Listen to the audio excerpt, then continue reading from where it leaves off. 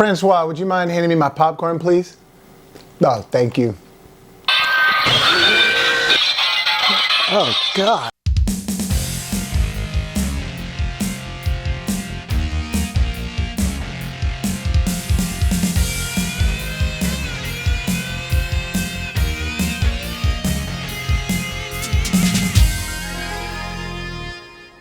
Hey, what's up, guys? Thanks for coming back for some more popcorn. This episode, we're going to be talking about the 1988 film, Who Framed Roger Rabbit?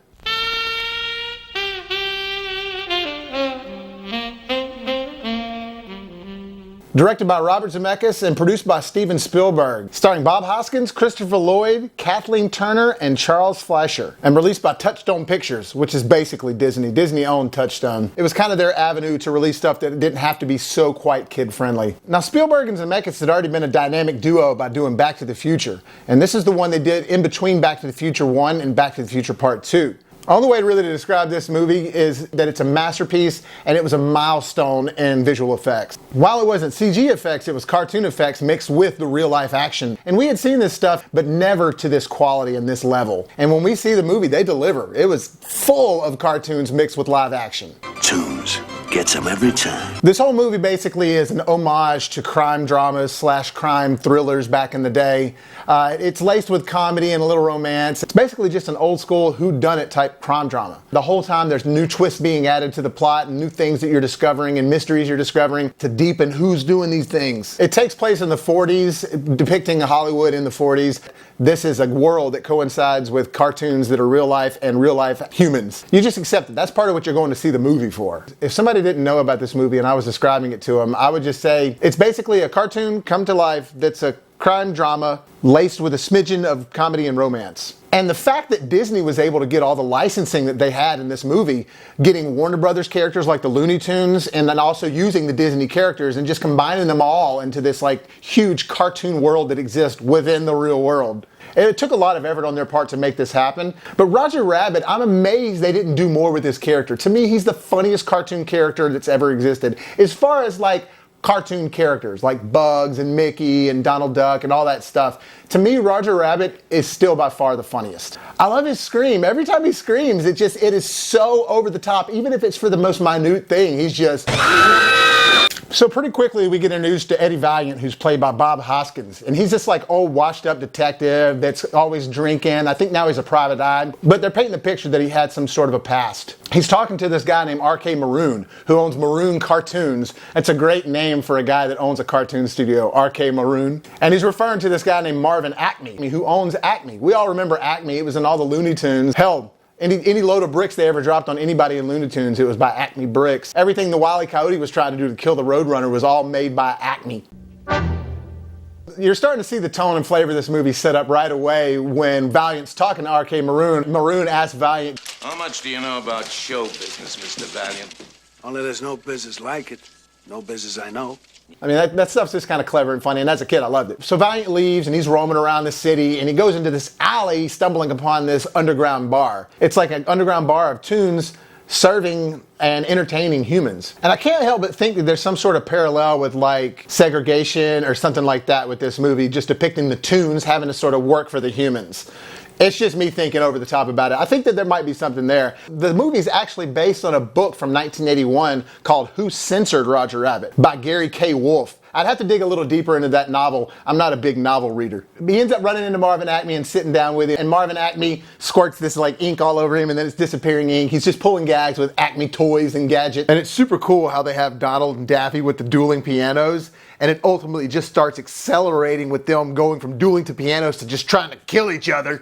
This means war. And that's when we get introduced to Jessica Rabbit, who she's like a dancer at this club, and she's a tune, and man, tons of sexual innuendos in this movie, by the way. They're trying to make adults hot by watching a cartoon right now. Like, straight up. That's what they're trying to do. I remember the parents back then kind of being on the fence about this movie because it was a little randy for kids, but still to this day, the adult humor does hold up pretty well. I think they did a good job of making the jokes that were meant for kids sell to the kids, and the jokes that were meant for adults sell to the adults. There's a reason it's not rated G. She does this huge performance, and she's making all the dudes in there hot again over a cartoon, which I gotta say, the first time I saw Jessica Rabbit, she started talking, I was just like, She gets done and Marvin Acme's talking about how he wants to go see Jessica after she's done in her dressing room.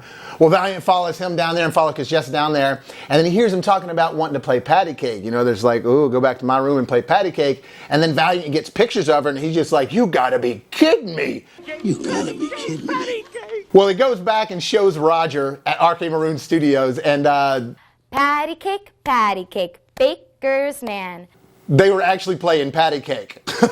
No sexual stuff going on whatsoever. And that's what's kind of funny about this movie. You as an audience member are thinking that they're implying all these sexual things by using the sexual innuendo, but then when things start happening, all they're doing is playing patty cake. He shows Roger the pictures and Roger flips out and he's like, why is she playing patty cake with somebody else? He gives Roger a drink to settle down and then it makes him go crazy. I love that part. Well, they get word that Marvin Acme's been killed. They go to the Acme factory where they find Marvin Acme laying on the floor, smashed with a safe. And it ironically is familiar to Valiant because it makes him think of his brother. And they refer to his brother consistently throughout the film of how he got killed by a tune. They dropped a piano on his head.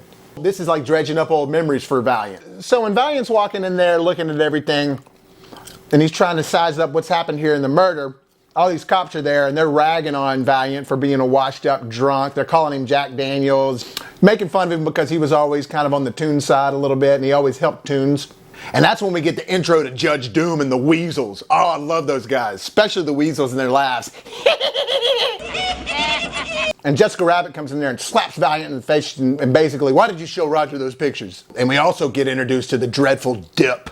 Dip is this chemical concoction that Judge Doom has come up with. It's the way to ultimately kill a cartoon. Because you know, even when cartoons get killed in the cartoon, they float up to heaven in their little ghost deal. They're like an angel. Well, this is like a way to obliterate them, make them obsolete. And all the tunes are terribly afraid of this stuff.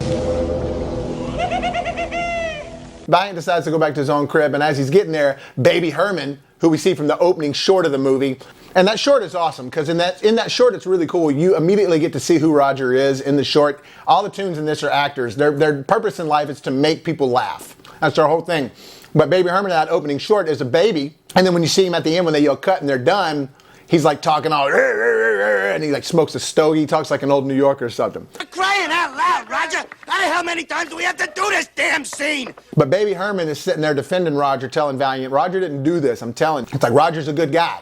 Valiant goes back into his apartment and he's looking at some stuff and it's kind of showing him do his thing. You also get this really good exposition of who Valiant is when you see his apartment by himself. It shows when he was developing all the photos of Jessica Rabbit and all that. And he's like, you know, just looking at evidence and all of a sudden he stumbles on some pictures that must have been extra on the film he was developing. You see his girl Dolores, it starts making him happy and he gets a little happier.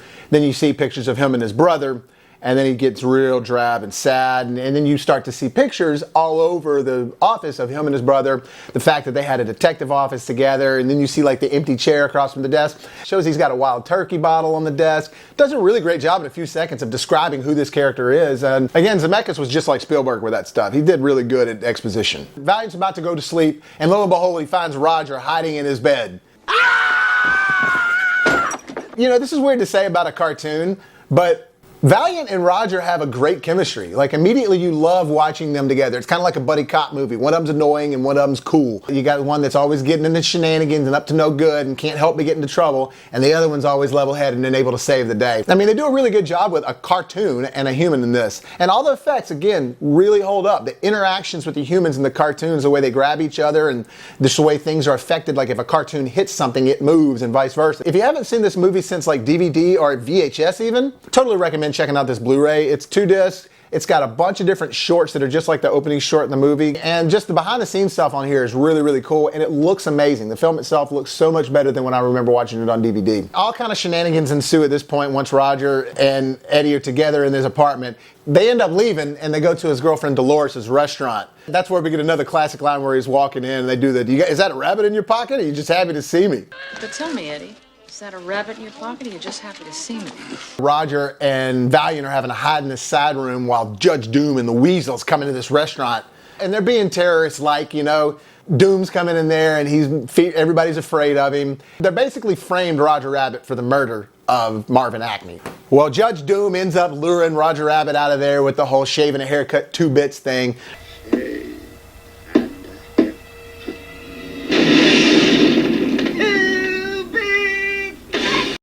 And there's this whole thing where they're about to put him in the dip, and it's kind of like scary. You know, you're really afraid of this dip. It feels just like kind of slightly horror movie-esque. Basically, he's about to shove Roger in there. Just like any cartoon, all these stupid things like Valiant being like, don't you want your last drink? Drink the drink. But I don't want the drink. He doesn't want the drink. Do you need some last words or a last drink, Roger? And Judge Doom lets him do it because it's like a real-life cartoon. And of course, you remember him taking a drink of alcohol earlier, and he goes crazy, and he freaks out. I do. And he ends up making it to where they escape. And then they find that cartoon cabbie car. That guy's hilarious. He's like a New Yorker. Now that's what I call a couple of road horns. Pretty cool that they were able to do a car chase with a cartoon car. They end up at this theater. Roger and Eddie start talking. Eddie explains to Roger what happened to his brother. It really bums Roger out. Because Roger's a good guy, man. He just wants to make people laugh and make people happy. And he loves Jessica. But as they're in this theater, they see a newsreel and they're able to figure out that RK Maroon is behind it all. So Valiant and Roger go back to RK Maroon's. As he's walking up there, he leaves Roger in the car. Jessica Rabbit smashes Roger over the head with a frying pan. Takes him. And then as RK Maroon's spilling the beans to Valiant, all of a sudden somebody shoots him in the back twice, and it's kind of a little scary scene. You see this gun come out, and it kind of reminds me of Untouchables. Not quite as gruesome, but it still reminded me of that. Again, a little scary for this movie. Valiant decides at this point, you know what? It's up to me. I got to take this into my own hands. He's about to drive into Toonland, and that seems so cool. But right before he does it, he decides to get his cartoon gun out. And he's got his old friends, his cartoon bullets. He loads them all up, and he pulls out his bottle of Wild Turkey, and he's about to drink it, and he's like, you know what? Throws it in the air, and that's when you realize that he's turning a corner as a character. You know what? Done feeling sorry for myself. I got a reason to live. I'm going to do the right thing. I'm going to help these tunes out, and I'm going to find a murderer.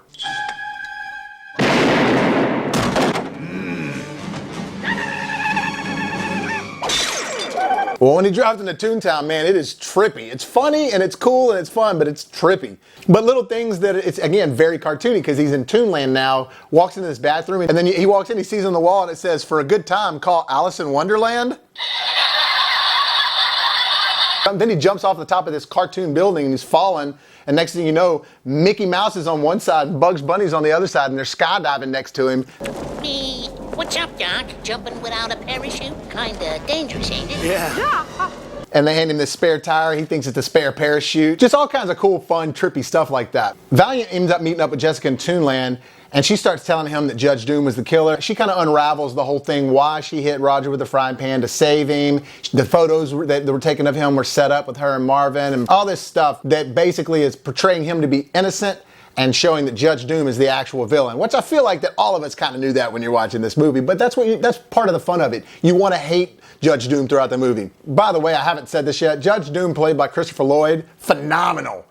Excellent. Christopher Lloyd's such a badass. I love him as an actor. When they go back to the normal world, Judge Doom takes Valiant and Jessica hostage, and he takes them back to the Acme factory. Roger also makes it out of Toonland, and as soon as Jessica and Valiant are about to get killed, Roger jumps in there and saves the day. It's going to be awesome. He's like actually for once being kind of cool, and you're like, man, Roger's got it together. And then he says a line, ton of bricks, and a ton of bricks gets dropped on him. Just like an old cartoon. I love it. And that all happened while Doom was explaining his master plan to Valiant and Jessica, which oddly in 1988 predicted some of the way things actually are now in the present.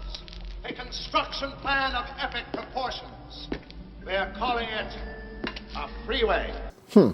So at this point, Roger and Jessica are tied up on this thing, and Judge Doom is about to spray all this dip on Roger and Jessica. And, you know, it's just like back and forth, back and forth. We just keep, oh, they're about to kill him, oh, and they switch it. Oh, they're about to kill him, oh, and then he stops it. Oh, they're about to kill him, and he stops it. But Valiant realizes quickly how he can kill these weasels, because that's exactly what they are, just that, weasels. They're in the way, they're nuisances. They're making his job hard right now to save Roger and Jessica. So he realizes he has to do this huge, like, cartoon show / display to start making them laugh, and he makes them laugh so much to where they laugh themselves to death, just like Judge Doom said. And it's a super cartoony show. It's crazy. Things are dropping into his head. He's being thrown across the room. Finally gets to the point to where he kills all the weasels, goes through all these fun little cartoon gags with Judge Doom. Judge Doom punches through this barrel of glue and gets glue all over his feet and hands and stuck to this steamroller that's coming at him, and he ends up getting run over by a steamroller.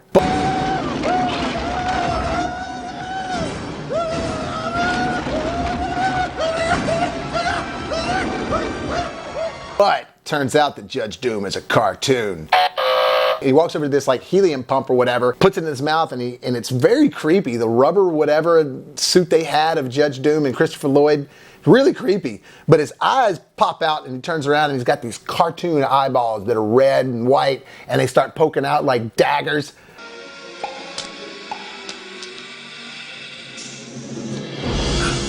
Remember me, Eddie? When I killed your brother, I talked. Just wait. I remember that was creepy and trippy as a kid. And he starts talking super high pitched, and he's got this huge saw blade arm, and he just, I mean, it's scary. And then boom, Valiant switches a valve and just sprays the hell out of Doom with dip, and it melts him to gumbo.